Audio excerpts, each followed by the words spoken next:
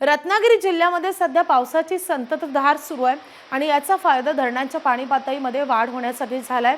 राजापूर तालुक्यातल्या अर्जुना धरण 100% भरलंय। जिल्ह्याचं राजापूर तालुक्यातील एक प्रमुख धरणांपैकी हे धरण आहे। या धरणातून 241 क्युसेक इतका पाण्याचा विसर्ग सुरू करण्यात आलाय। धरण ओसंडून वाहत असतानाचे दृश्य देखील अधिक विलोभनीय आहे। पश्चिम महाराष्ट्रातून अनुस्करा घाट उतरल्यानंतर हे धरण प्रवासादरम्यानच येत असल्यामुळे इथे स्थानिकांसह पर्यटकांची देखील चांगल्या प्रमाणात गर्दी होते।